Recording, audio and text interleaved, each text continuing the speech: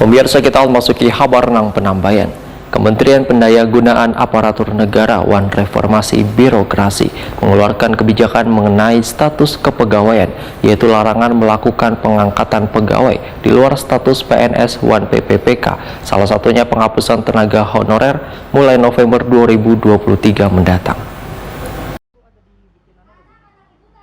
Kementerian Pendayagunaan Aparatur Negara Wan Reformasi Birokrasi mengeluarkan kebijakan mengenai status kepegawaian, yaitu larangan melakukan pengangkatan pegawai di luar status PNS Wan P3K. Salah satunya penghapusan tenaga honorer mulai November 2023 mendatang. Sementara di lingkungan pemerintah Kota Banjarmasin terdapat sekitar 5.600 tenaga honorer. Wali Kota Banjarmasin Ibnu Sina Wahitakuni Prima TV Baisukan Jumat 10 Juni 2022 memedahkan Dinas Pendidikan Banjarmasin merupakan salah satu SKPD yang memiliki tenaga honorer terbanyak, yaitu guru honorer yang tersebar di satuan pendidikan. Setelah itu Dinas Kesehatan Banjarmasin yang memiliki tenaga medis berstatus honorer. Ibnu Sina menegaskan bila pemerintah kota sangat membutuhkan keberadaan tenaga honorer untuk membantu berbagai pekerjaan di masing-masing SKPD, sehingga akan diantisipasi dengan melakukan berbagai kajian, diantaranya adalah outsourcing.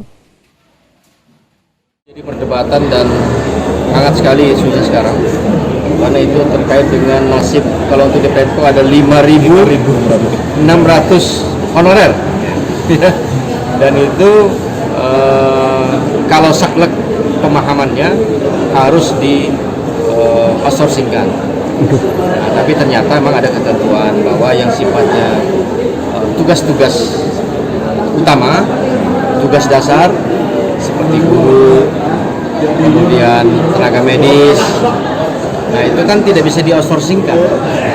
Itu harus diangkat oleh pemerintah kota dalam bentuk honorer dan tenaga kontrak atau juga P3K.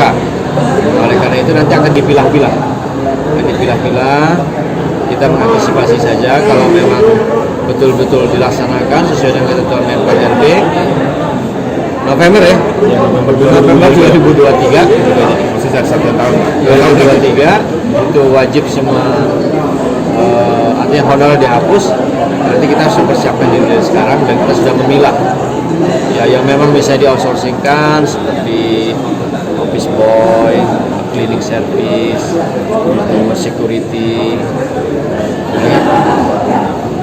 nah seperti itu harus di-outsourcingkan dan kita ikuti ketentuan.